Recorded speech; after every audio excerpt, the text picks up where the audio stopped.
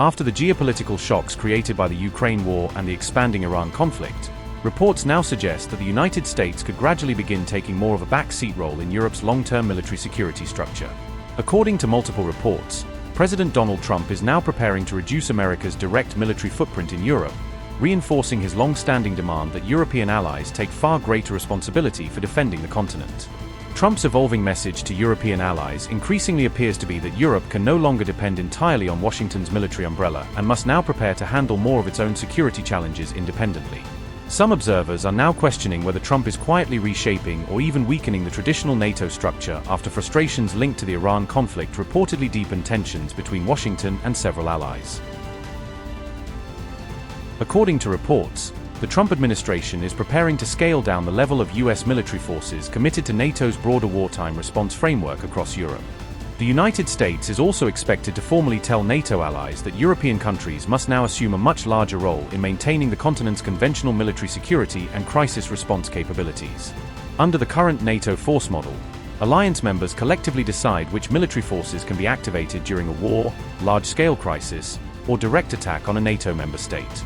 Although the exact composition of NATO's wartime force structure remains highly classified, reports claim that Washington has decided to significantly reduce the number of American forces available under the arrangement.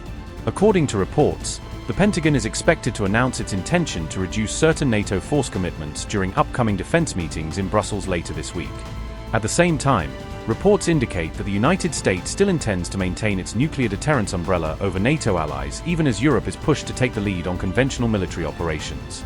Analysts say the broader Trump policy shift signals that European governments could soon face far greater financial, political, and military pressure to strengthen their own armed forces independently of Washington. NATO's top military commander has also urged European nations to get stronger, arguing that a stronger European military pillar would allow the United States to gradually reduce its direct role across the continent over time. What we're basically saying is, as the European pillar of the alliance gets stronger, this allows the U.S. to reduce its presence in Europe and limit itself to providing only those critical capabilities that allies cannot yet provide. And so we should expect there to be a redeployment of U.S. forces over time as allies build their capacity.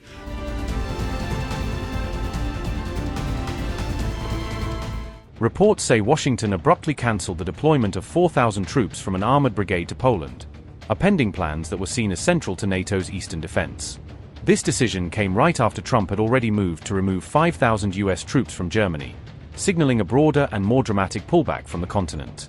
According to the Wall Street Journal, it was the Army Times that first reported the cancelled deployment, revealing the shift before officials had fully explained it. Some equipment and soldiers from the 1st Cavalry Division were already en route to Europe when the deployment was suddenly cancelled, forcing last-minute reversals and confusion. Some U.S. Army officials were reportedly surprised that Pete Hegseth cancelled a deployment that was already underway, highlighting just how abrupt and unexpected the move was. The decision to halt the deployment was formally relayed during a U.S. Army meeting on May 13th, catching many officers off guard as they learned the news. Army Secretary Driscoll and Army General Larneve did not mention this looming move in their May 12 testimony to the Senate, leaving lawmakers unaware of what was about to happen. Earlier, U.S. military commanders had already submitted plans to carry out phased reductions, signaling that a longer-term drawdown in Europe was being prepared behind the scenes.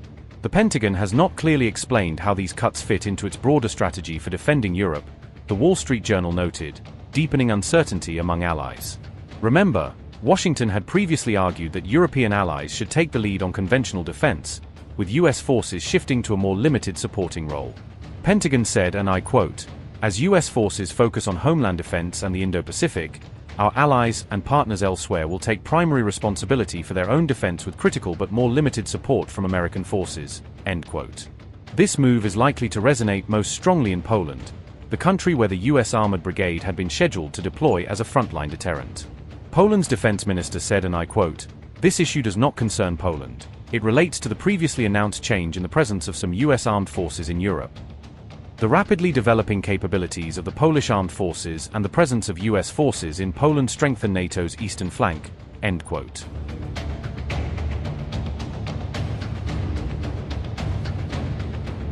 The U.S. is withdrawing 5,000 troops from NATO ally Germany, the Pentagon announced on May 1st, following an order signed by Defense Secretary Pete Hegseth. The Pentagon said the withdrawal is expected to be completed over the next 6 to 12 months, as units are redeployed or returned to the United States. Officials noted that this drawdown would bring overall US troop levels in Europe back to roughly their pre-Ukraine war posture. The move comes after days of tensions, as a rift over the Iran war widens between Trump and key European capitals, especially Berlin. A senior Pentagon official told reporters that recent German rhetoric on the Iran conflict had been inappropriate and unhelpful for alliance cohesion. The president is rightly reacting to these counterproductive remarks, the official added, directly linking the decision to the political spat. Trump had already threatened earlier in the week to pull forces after sparring with German Chancellor Friedrich Merz, who said Iran was humiliating Washington over the war.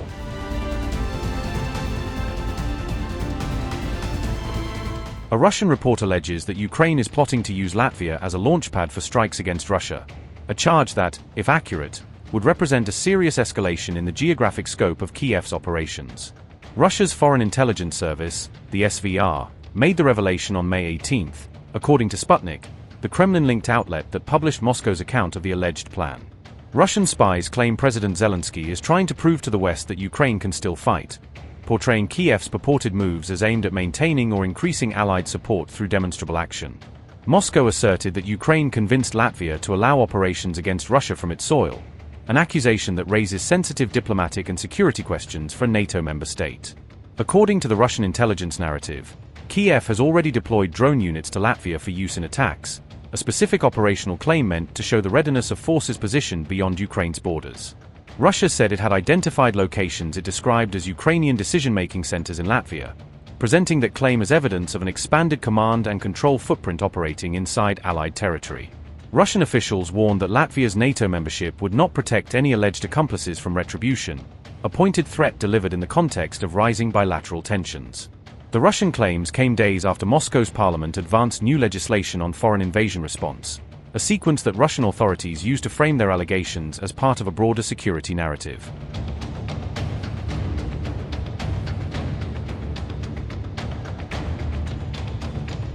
Russian lawmakers reportedly passed a bill on May 13 that could expand the legal framework for authorizing foreign military interventions under the stated purpose of protecting Russian citizens abroad.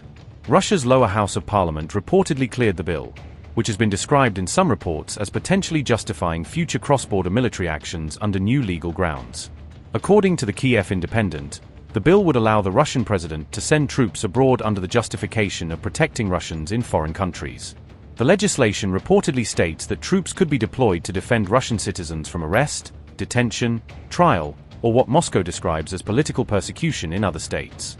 The Kiev Independent also reported that Russian President Vladimir Putin has up to 14 days to sign the bill into law once it is formally submitted for final approval.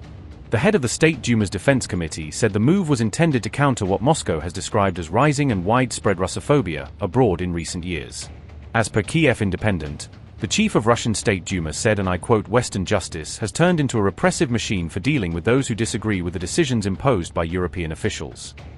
In these circumstances, it is important to do everything to ensure that our citizens abroad are protected." The newly passed law has added fresh momentum to Western warnings that Russia's neighboring countries could face an expanded security threat if the policy is used to justify future interventions. However, Moscow has repeatedly and firmly denied any intention of starting a war with NATO member states, insisting that its actions remain strictly defensive and region-specific. Interestingly, Russian President Vladimir Putin, in remarks made on May 9, hinted that the ongoing war in Ukraine may be approaching its final phase or eventual conclusion, adding further ambiguity to the broader geopolitical situation.